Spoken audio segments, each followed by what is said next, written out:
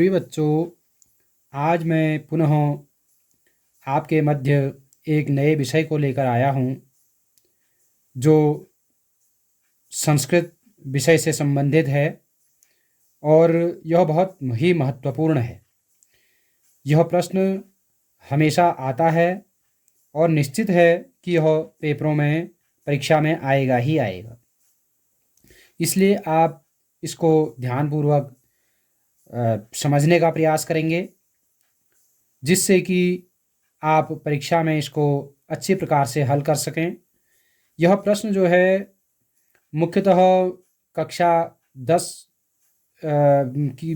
में आता है और संस्कृत विषय से संबंधित है।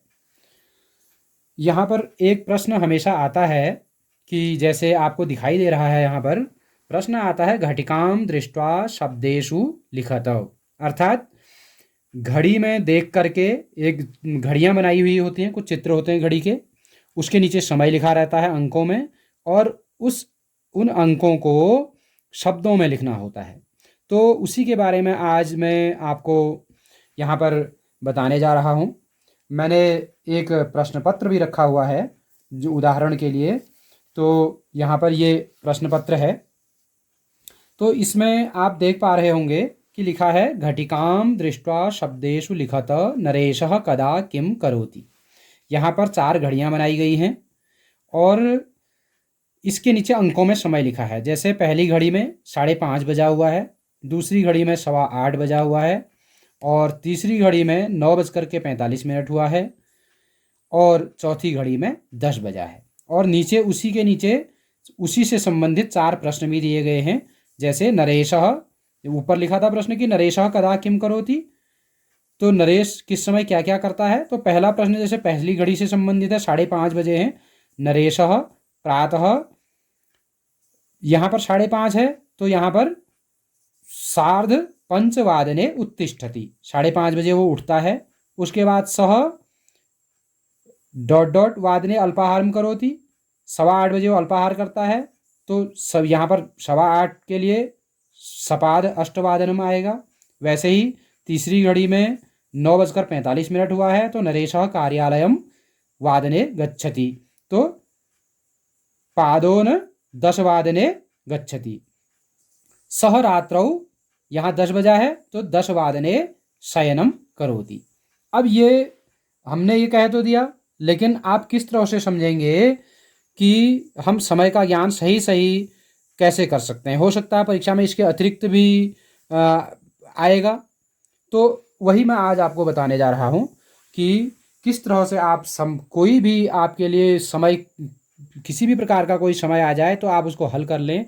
इसी को दृष्टिगत रखते हुए यह आज मैं आपको समझाने का प्रयास करूँगा। तो सबसे पहले हमें क्या करना है, 1 से लेकर के 12 तक की गिनती हमें संस्कृत में आनी चाहिए, क्योंकि 1 से 12 तक बचते हैं।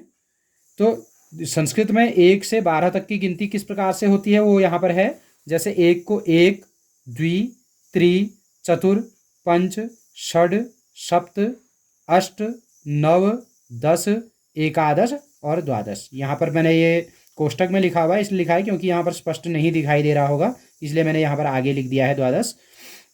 तो इस तरह से ये पहले तो हमें ये गिनती आनी चाहिए। और उसके आगे अगर 1 बजा है तो 1 वादनम, 2 बजा है द्विवादनम, 3 बजा है तो त्रिवादनम, 4 बजा है चतुर्वादनम। जितना भी बजा हुआ है उसके आगे वादनम लगा देना है। ये तो हो गया 1 से 12 तक।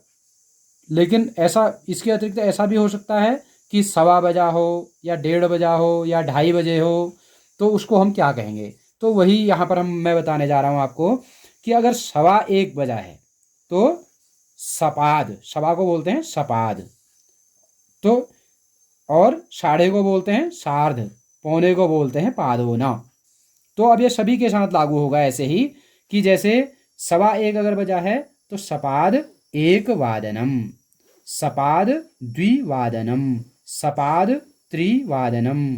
तो इसी तरह से चतुर, पंच, षड, सप्त इत्यादि हो जाएगा। वैसे ही फिर 1:30 बजा है, 1:30 बजा है तो सार्ध 1 वादनम, सार्ध द्विवादनम, सार्ध त्रिवादनम। इसी तरह से चतुर, पंच, षड, सप्त, अष्ट, नव, 10, एकादश, द्वादश सभी में ये लागू होगा।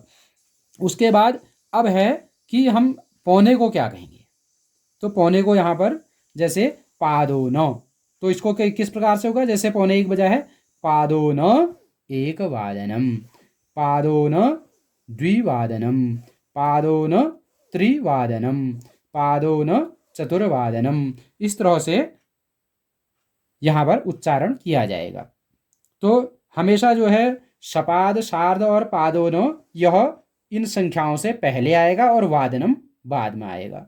इस तरह से आप एक प्रश्न हल कर सकते हैं और यह प्रश्न निश्चित ही परीक्षा में आने वाला प्रश्न है और आप इसको ध्यानपूर्वक पढ़ेंगे जिससे कि आप इस प्रश्न को अच्छी प्रकार से हल कर सकें। और अगर आपको ये अच्छा लगा हो तो इसके अतिरिक्त भी आप मेरे कई वीडियो हैं उनको आप देख सकते हैं और भविष्य में भी और वीडियो देखने के लिए या उनको जानने के लिए संस्कृत से संबंधित, हिंदी विषय से संबंधित आप इस चैनल को सब्सक्राइब करें जिससे कि आपको अधिक से अधिक उसका लाभ मिले और अपने मित्रों के साथ भी उसको शेयर करें। धन्यवाद।